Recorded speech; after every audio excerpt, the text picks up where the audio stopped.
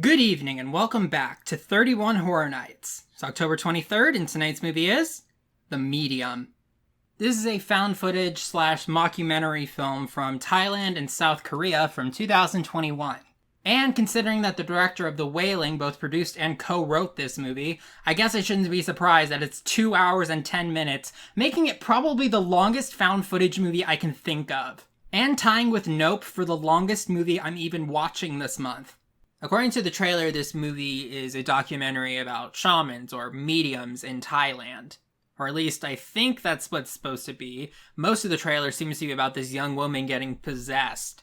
The last South Korean found footage movie I saw was Gonjiam Haunted Asylum, which was wonderful in a completely crazy way. I sincerely doubt this movie is going to be half as crazy as that one was, but if it is, this is going to be a fun ride. Let me go check it out. That was certainly interesting. I'm giving The Medium a 7 out of 10. It has some good horror. The horror is probably the best thing about it, but it also does fall into some of the tropes and cliches and pitfalls of found footage or mockumentaries. This movie is kind of like The Last Exorcism, where it starts out as a documentary about these types of things, and eventually becomes those types of things really coming to life and causing a lot of trouble.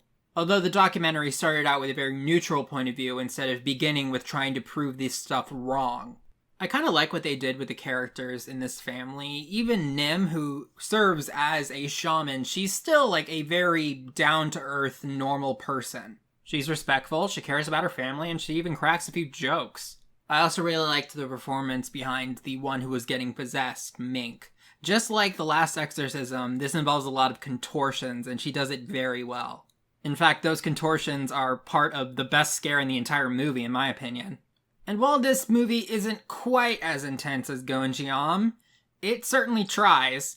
I feel like something I should have made clear sooner is that, yes, Gonjiam was very intense, but I think that the thing that really made it great was how creative and clever the scares were. Some of the scares in Gonjiam I'd never seen before in another movie. In The Medium, it's a lot more standard. One thing I will give this movie is that considering how long it is, the pacing is not bad at all. It didn't feel like there were long stretches that didn't need to be in the movie. Despite the long runtime, it always kept things moving. One thing that is really paramount to a lot of POV horror movies is the immersion factor, feeling like you're there watching it happen.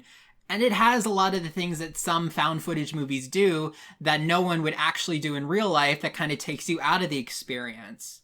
I honestly wouldn't be surprised if there was a very subtle element of satire to some of these things, because it's kind of ridiculous. There are several moments in this movie where the men holding the cameras seem to forget the fact that they're actually there and can affect things, and need to have other characters tell them to do things multiple times. There's also a scene of the demon-possessed girl straight up just scaring the camera in a jump scare. There was nobody behind the camera, it was being used for security, and there was no reason at that point in the movie to believe that the demon knew what cameras were, or cared. I can applaud this movie for its effort, but I feel like at some points they tried a little bit too hard, and it almost kind of loops back into being campy, silly territory. Maybe it's just the cultural differences, but some things in this movie read as a little silly, at least to me. I would recommend watching Gonjiam instead if you want to watch a K-horror found footage movie. In some ways, that movie can get just as silly, but still, I think overall it was executed a lot better. That's not to say that this movie is bad, it just wasn't nearly as smart as Gonjiam was. And now to talk about some spoilers. Much like The Exorcist, one of the central plot points of this movie is the relationship between mother and daughter. The girl getting possessed is actually the niece of Nim the shaman. She's had issues with her faith and her place in the family and even changed religions. And while she certainly doesn't make the right decision every time, she's clearly doing everything that she can to save her daughter. When Mink starts acting strangely, the characters believe it's because she's starting to get possessed by the same good deity that Nim is possessed by. Well, maybe possessed isn't the right word, like working as a conduit of. But things go south and they eventually realize too late that that's not what's happening, and what they tried actually made it worse.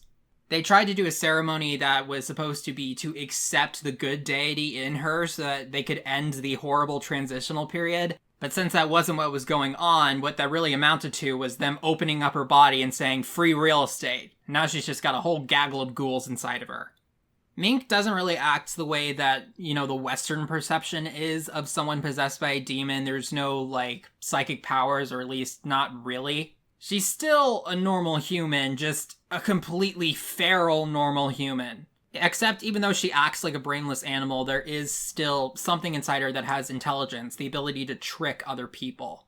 Most of the scenes with her are executed pretty well, except for that pointless camera jump scare I talked about earlier. My favorite scene, which I alluded to earlier, was one, it was security footage of, I think, the basement, or it was just a room with stairs.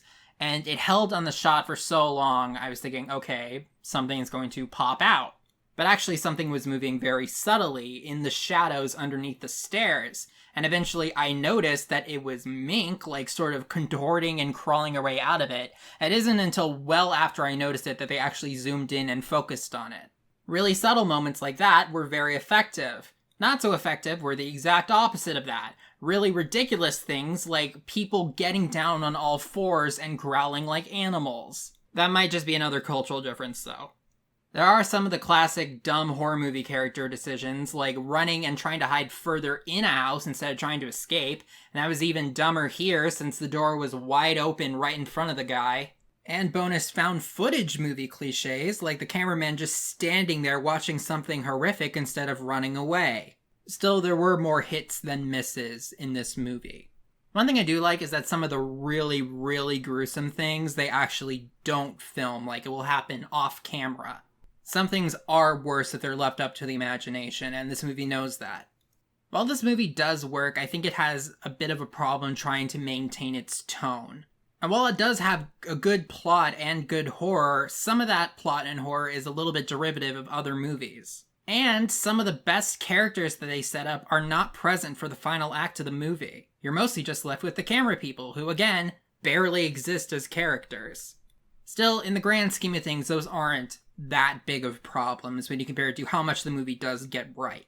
I keep referencing K-horror, but apparently this movie is very connected to Thailand. Still, you can definitely feel the South Korean influences in this movie. And while the movie's not spectacular, it is very watchable considering how long it is. I'd say check it out if you're interested. Alright, thank you for listening. I'll see you tomorrow.